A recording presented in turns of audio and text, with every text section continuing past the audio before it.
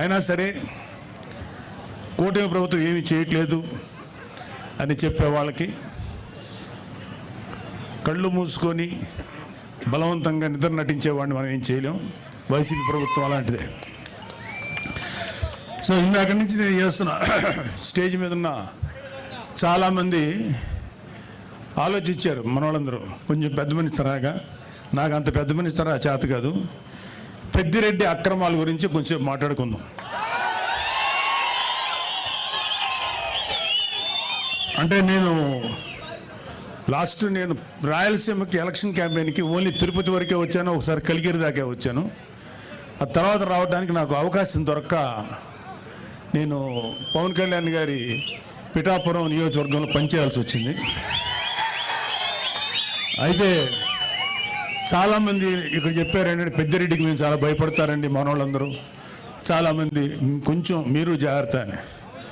పెద్దిరెడ్డి కదయా వాళ్ళ నాయకుడు జగన్మోహన్ రెడ్డి కదయా వాళ్ళ నాన్న రాజశేఖర రెడ్డిగా భయపడలేదు, ఇతనెంత అని చెప్పి. న్యాయంగా ధర్మంగా ముందుకెళ్ళేటువంటి ఓ గొప్ప నాయకుడు పవన్ కళ్యాణ్ గారి నాయకత్వంలో పనిచేస్తున్న మాకు వన్ సెకండ్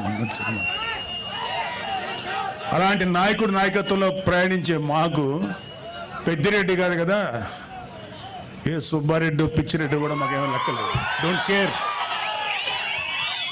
సో ముందు పెద్దిరెడ్డి అక్రమాల గురించి ఇక్కడంతా స్టేజ్ మీద ఉన్న చాలామంది ఉన్నారు మా జన సైనికులు, వీర మహిళలందరూ.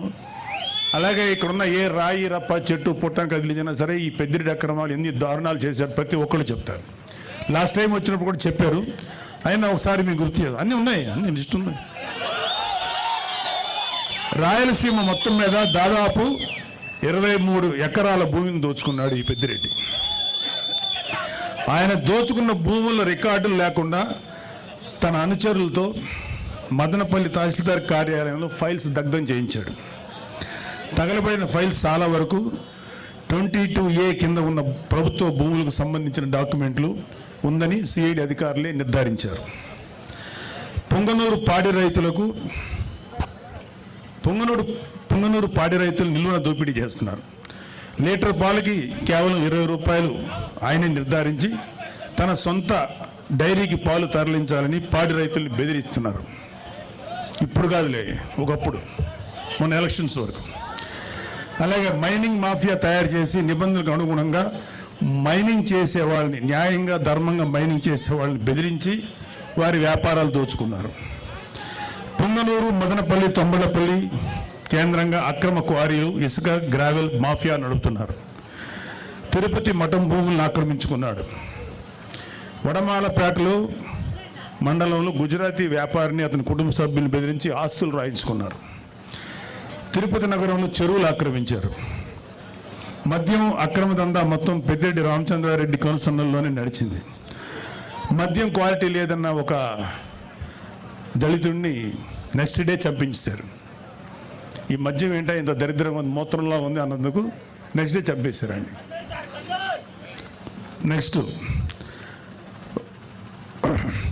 ఆయన కమిషన్ల కోసం, ఆయన కాంట్రాక్టుల కోసం ఆవులపల్లి రిజర్వాయర్ నిర్మాణాన్ని చేపట్టారు. దీనివల్ల 100 కోట్లు నేషనల్ గ్రీన్ ట్రిబ్యునల్కి పెనాల్టీ చెల్లించారు. పొంగనూరు నియోజకవర్గం పులిచెర్ల మండలం మంగళంపేటలో విలాసవంతమైన భవనం కోసం 70 ఎకరాల పైగా ఆక్రమించుకున్నారు. అటవీ శాఖ భూములు ఆక్రమించి మార్కెట్ యార్డ్ నిధులతో రోడ్లు వేసుకున్నాడు. వెయిట్ మరొక ఎర్రచందనం అక్రమ రవాణా కోసం అడవుల్లో రోడ్లు వేయించుకున్నారు.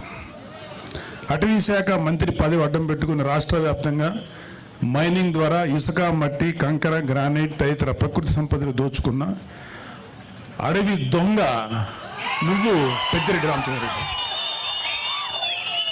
2 లక్షల కోట్ల అక్రమాస్తులు కూడబెట్టాడు. 2 లక్షల కోట్లు లెక్క పెట్టాలంటే ఎంతసేపు పడుతుందో, ఎన్ని రూములు కావాలో అర్థం చేసుకోండి. ఆయన అక్రమాస్తుల విలువ మన రాష్ట్ర బడ్జెట్ 2 లక్షల కోట్లను దాటిపోయింది. మిమ్మల్ని గెలిపించిన అలాగే వైసీపీకి సరే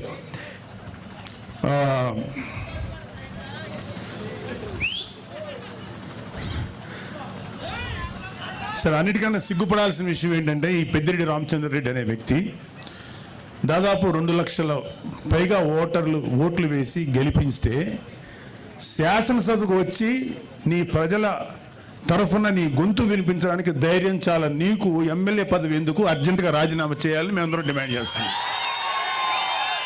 మీకే కాదు, మీ వైసీపీలో 11 మంది ఎమ్మెల్యేలు ఇంక్లూడింగ్ మీ నాయకుడు జగన్ రెడ్డి కూడా గెలిచి ఎందుకు మీరు శాసనసభకు రాలేకపోతున్నారు? ఎందుకు మీ వాయిస్ వినిపించలేకపోతున్నారు? భయం.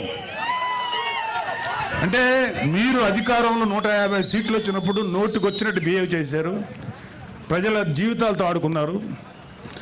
ఇక్కడ అతని బాధితులు ఇక్కడ ఇంకా ఉన్నారు.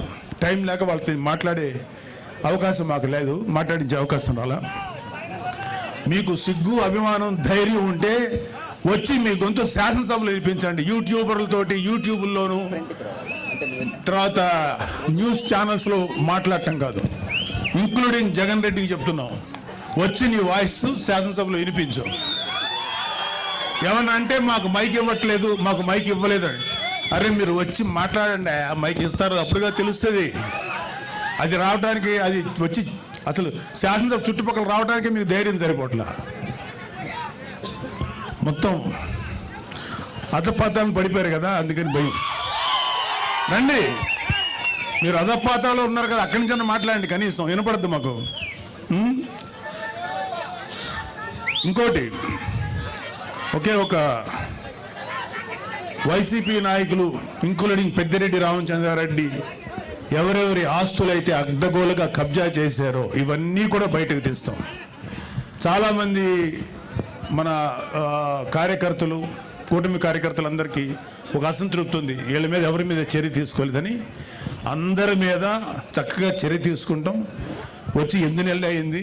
ముందు ఈ 8 నెలలు 1 ఇయర్లో ప్రజల సంక్షేమం ముఖ్యం, వీళ్ళ మీద పగ తీర్చుకోవడం ముఖ్యం కాదు. అయితే వీళ్ళ యొక్క క్రైమ్ని ముందు చెప్పడం కంటే కూడా ప్రజల వెల్ఫేర్ కోసం ముందు వచ్చాం కాబట్టి ముందు ఆ జాగ్రత్తలు తీసుకుంటున్నాం. ఈవెన్చువల్గా జగన్ రెడ్డితో సహా, పెద్దిరెడ్డి రామచంద్రారెడ్డితో సహా అందరి మీద, మన కాకినాడ ద్వారంపూడితో సహా ప్రతి వాళ్ళ మీద చర్యలు తీసుకుంటాం. ఎవ్వడు లా నుంచి తప్పించుకోలేడు, చట్టం నుంచి ఎవ్వడు తప్పించుకోలేడు. ప్రతి వాడిని మెడబెట్టి లోపల తోస్తాం, అది గుర్తుపెట్టుకోండి. చివరగా ఒక చిన్న మాట, రైతు మీటర్ల పేరుతో 1500 కోట్లు విడుదల చేశారు, ఒక్క మీటర్ బిగించలేదు. ఆ 1500 కోట్లు ఏమయ్యాయి? Mister Peddireddy, you have to answer. మీ పార్టీలో మీతో పాటు మైనింగ్ వ్యాపారం చేసిన బాలినేని శ్రీనివాసరెడ్డి షేర్లు లాక్కున్నది నిజమా కాదా? ఆన్సర్. గతంలో మీరు లిక్కర్ వ్యాపారంలో రాజ్ కసిరెడ్డితో కలిసి 50-50 షేర్ బిజినెస్ చేసింది నిజమా కాదా? మీ కుమారుడు మిథున్ రెడ్డి కుటుంబ సభ్యుల మీద అడ్డగోలు బ్రాండ్లతో మద్యం మాఫియా నడిపింది మీరు, నిజమా కాదా? ఎన్నికల సమయంలో ప్రజలను భయభ్రాంతులు గురి చేసి అక్రమంగా గెలిచిన మీరు ఈరోజు నియోజకవర్గం అడుగు పెట్టాలంటే భయపడిపోయే స్థితిలో ఉన్నారు, నిజమా కాదా? ధైర్యంగా వచ్చి శాసనసభలో మాట్లాడండి. మేము మాట్లాడే మాటలు ఆయన ఈ మధ్యన మొన్న ఒక మీటింగ్లో అన్నాడు, నెక్స్ట్ మళ్ళీ మేము వచ్చేస్తాం, వచ్చేసేసి జగన్ రెడ్డిని సీఎం చేసుకుంటాం, మా మీద ఎవరెవరైతే